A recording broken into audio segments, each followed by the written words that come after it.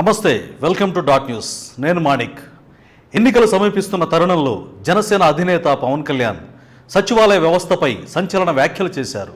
తాము అధికారంలోకి వస్తే ఆ వ్యవస్థను రద్దు చేస్తామన్నారు. దీనిపై సచివాలయ ఉద్యోగులు భగ్గుమంటున్నారు. ఉద్యోగాలు కల్పించాల్సింది పోయి తీసేస్తామనడం ఏంటని పెదవి విరుస్తున్నారు. వచ్చే ఎన్నికల్లో టీడీపీ జనసేన కూటమి అధికారంలోకి వస్తే సీఎం జగన్ ప్రవేశపెట్టిన సచివాలయ వ్యవస్థను తొలగిస్తామంటూ పవన్ కళ్యాణ్ సంచలన వ్యాఖ్యలు చేశారు. పంచాయతీ వ్యవస్థ ఉన్నప్పుడు మళ్ళీ సచివాలయ వ్యవస్థ ఎందుకని అన్నారు. సచివాలయాలు దేనికి పనికిరావని, ఖర్చు వృధా అని అన్నారు.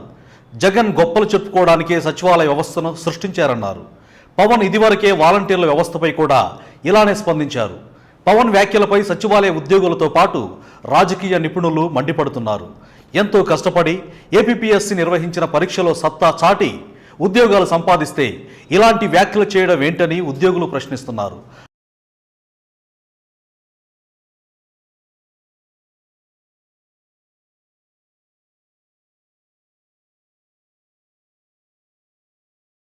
వీలైతే ఉద్యోగాలు ఇవ్వాలి కానీ ఉన్న వాటిని తొలగిస్తామనడం ఆయన రాజకీయ అపరిపక్వతకు నిదర్శనమన్నారు. వాలంటీర్ సచివాలయ వ్యవస్థతో ప్రభుత్వం అందిస్తున్న సంక్షేమ పథకాలు నేరుగా ప్రజల ఇళ్ల వద్దకే చేరుతున్నాయన్నారు. కుళ్ళు రాజకీయాలకు తమను బలి చేస్తే చూస్తూ ఊరుకోమని హెచ్చరించారు.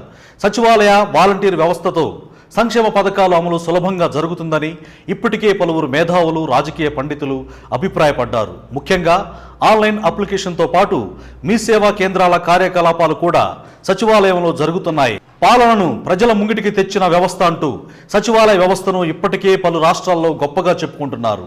అలాంటి వ్యవస్థపై పవన్ విషం కక్కడం పట్ల ఉద్యోగులు ఆక్రోశం వెళ్లగక్కారు. వచ్చే ఎన్నికల్లో తమ తడాఖా ఏంటో పవన్ కు చూపిస్తామన్నారు. Please subscribe dot news.